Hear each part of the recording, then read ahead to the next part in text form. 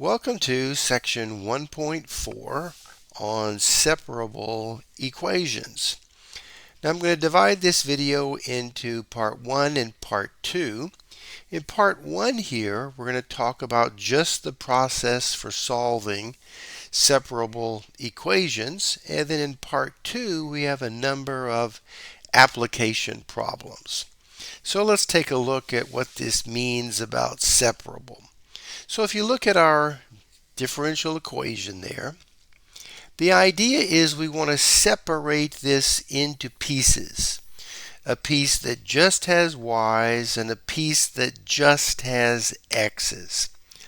Alright, so in the start here, I move the 14xy to the right. So I'm starting to get the x's on this side. Now I need to get the y there. So divide both sides by y, and then on this side treat the dx as part of a fraction, move it to the right. So now looking at this problem, I've got y's on one side, x's on the other, and so we integrate both sides. Alright, so if I integrate 1 over y, I get ln absolute value of y. Integrate minus 14x, we get minus 14x squared over 2 plus c. And so at this point the question is, how do I get my hands on y? Well, if you go back to your properties of logs, the ln of x and e to the x, they are inverse functions. So if I compose them together, such as e to the ln of y, because they are inverse functions, I get the absolute value of y back. So that's the left-hand side. On the right-hand side, I have e raised to this exponent. But now if you remember, when you add exponents, it really came from a product. So this is minus 7x squared times e to the c. Exponents add, but you can undo the adding by going back to multiplication. And then this e to the c, whatever it is, it's just a number. And so we're just going to call it c. Yes, it does seem funny we keep using the same letter, but it's still a letter representing a constant. Now, even further, whenever you have an absolute value problem, which I have here, to get rid of the absolute value of something, I would get a plus or minus. But again, I'm going to absorb the plus or minus into this single constant c and let it be determined by our initial condition. Alright, question 2. Alright, so I've been looking at this problem. I see there's y's on the right, x's on the left. I want to get the y's on one side, the x's on the other. Alright, so I'm going to divide by 10y. I'm going to divide by x plus 8. Alright, so we have accomplished y's on one side, x's on another. And so now we integrate. I'm taking the 1/10 out, so I've got 1/10 ln absolute value of y. If I integrate the right-hand side, I can use integration by substitution, but I'm going to get ln absolute value x plus 8 plus c. Now in this case, I can't just take the e like we did in the previous step because I've got this number stuck in the front. And again, using another property of logarithms, if you have a number in the front of a log, you can push it back up as an exponent. And so this is e to the ln of absolute value of y to the 1/10.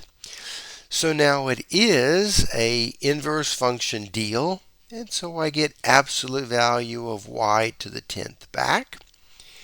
Here, when I take e of this side, we do the same trick with this plus. I separate it off as e to the c, and then call this new e to the c capital C. All right, to get rid of this, first I can raise both sides to the 10th power. And because I've got the absolute values, again, I can absorb the possible plus or minus into this one letter C in the front. So a lot is hiding in C, but that would be determined by whatever initial condition we have. All right, in question 3 here, all right, let's see, we got some y's, x's, and y's, and we have an initial condition. All right, so looking at this, the first thing I notice is there are y's in common, so I can factor out a y. I do that because it looks like I can get this y alone, and I've got only x stuff there.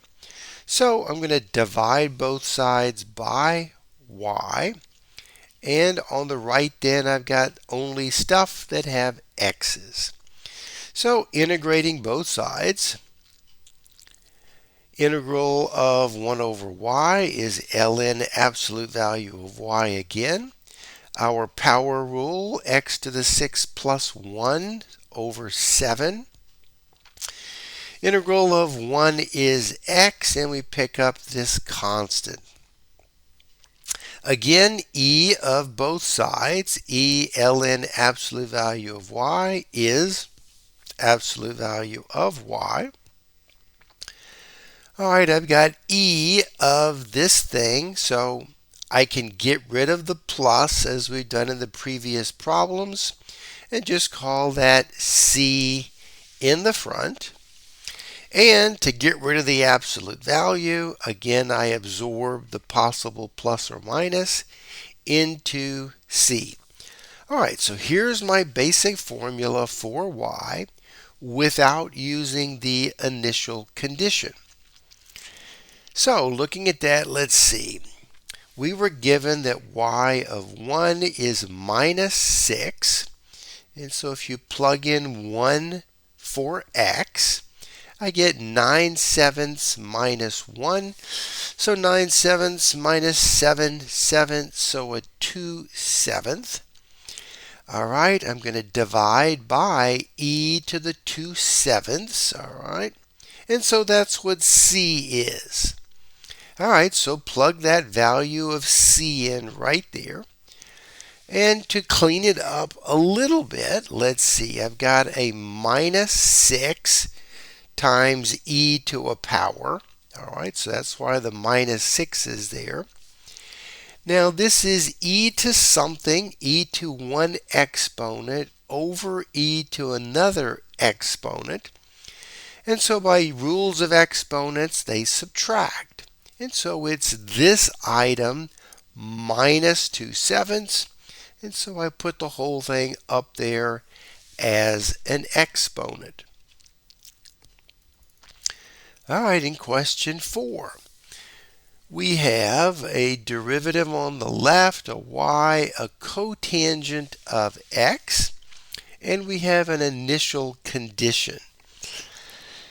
All right, so I want to get the y's together. That's pretty easy. 1 over y. The dx moves to the right with the cotangent. And so now we need to integrate 1 over y. We've done that often enough. ln absolute value of y. I get e to that, and I get the absolute value. What about on the right? The integral of the cotangent is ln absolute value of the sine plus our arbitrary constant. When I take e of both sides, all right, Same trick with this plus, split it off as e to the c. I've got e to the ln of something, and that's a sine. So I get rid of the absolute value and I get this thing back. And again, this c is taking care of any plus or minus. All right, so I'm given y at pi over 2 is supposed to be 5 pi over 4. And so when I plug in sine of 90, I get 1. And so c is 5 pi over 4. Okay, question 5. We have the derivative of y is y squared. Okay. It says find a singular solution that is not included in the general solution. So find the general, find the singular, and in part C, inspect the graph to figure out the points for which the initial value problem has a unique solution. All right, let's see if we can do all that. So separating, I divide by y squared. All right, that's easy enough. Convert that to y to the minus 2, integral of y. All right, so the using my power rule, minus 2 plus 1 is minus 1 over minus 1. All right, so I get 1 over y is this item. And so the general solution is y of x is minus 1 over x plus c, where c is going to be determined by my initial condition. So I went to my flow field to take a look at what's going on with this. And so looking at the flow field where this is y squared may be difficult to see. So now notice, if I started off with any value of a that lives here on the x-axis, so y of a is 0, notice all of those slopes are perfectly flat. So everywhere picking that initial condition, the answer is always 0. There's no movement up. There's no coming up towards something to level off. It's going to be 0 for any particular a. All right, so here's my general solution. So looking at this, we have y of a is 0. But if I look at this and I plug in a for x, this item is never 0. So the singular solution is y of x equals 0. So supposing I pick an a and b where b is not 0. So if I go back to my general solution, stick in a, b is not 0. Let's see what I can find out about this. Well, let's see. So solving, I get that c is minus 1 minus ba divided by b. And so that would give me the particular value of c that would say what my general solution looks like.